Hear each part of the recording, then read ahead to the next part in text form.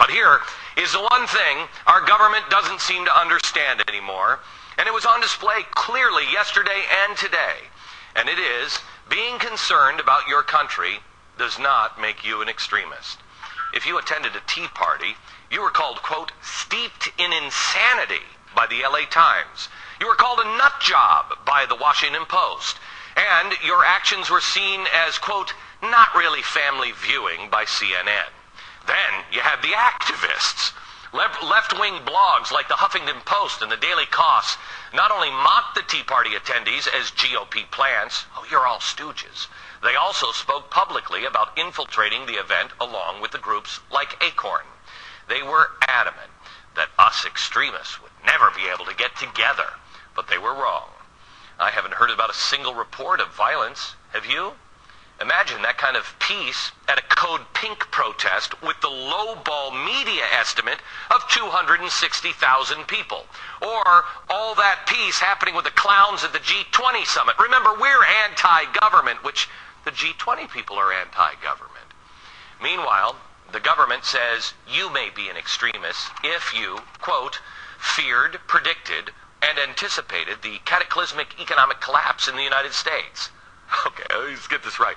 So, we know that Alan Greenspan is fine because he never saw this one coming. But, gosh, that would make me an extremist. You might also be an extremist, quote, if you incorporated aspects of impending economic collapse to intensify fear and paranoia among like-minded individuals. Guilty as charged, I guess. Oh, except it's not about intensifying panic. It's about preparation. It's something old-fashioned, I know. A few weeks ago, I did that whole War Room special about global economic collapse and what we do. We should think out of the box. It was endlessly mocked on shows like Colbert, but last month, unbeknownst to us, this is weird, right around the broadcast of our special, the Pentagon itself held a 2-day wargaming session on how our enemies might use the crisis to cripple us. And they didn't just use military brass. No.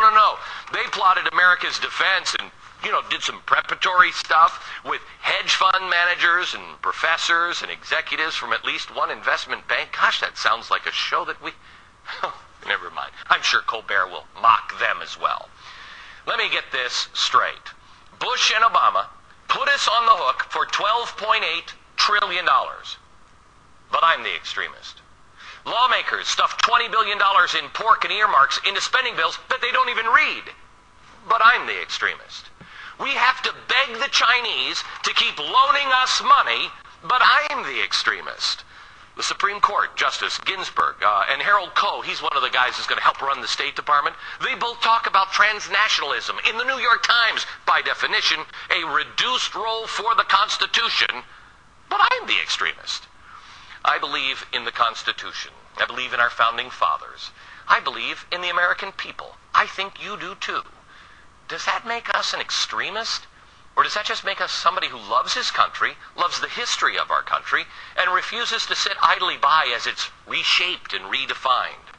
More than 300,000 people stood shoulder to shoulder across the country yesterday to send a clear message to both parties. Our country is off on the wrong track. Look at the polls. People are still saying that, and they were saying it when Bush was in office. And no one in the government, left or right, Republican or Democrat, seems to be listening. And what was President Barack Obama's response?